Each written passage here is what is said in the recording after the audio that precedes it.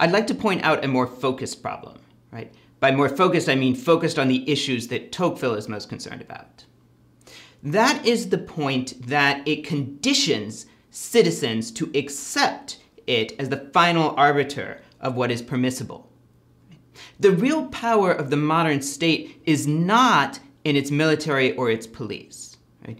If the citizens were to rise up in most countries, they could overthrow the police and perhaps the military.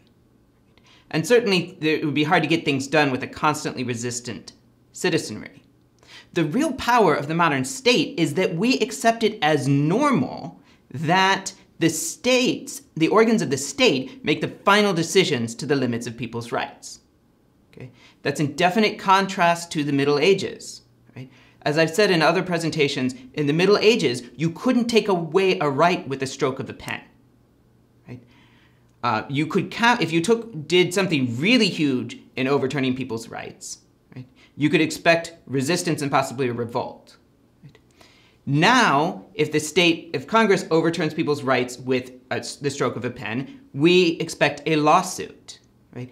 And for the most part, right, if the Supreme Court decides, no, you don't have that right that you had 3 weeks ago, then we expect the person to accept it. And if they don't, they'll be seen as some kind of dangerous outlaw to their fellow citizens.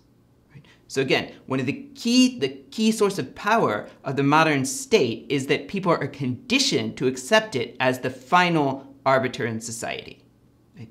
One critic of this feature that I read cited a song. Right? I think it was from the 60s or 70s.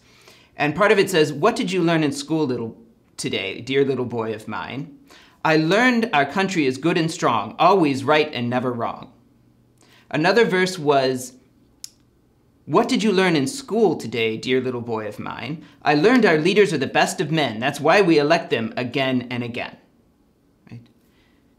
This is perhaps an exaggeration, right? But it's how some people who are critical of the modern state see things like the public schools. It's designed to condition people to passively accept the state as the final decision maker. They might contest it, but only within the organs of the state itself.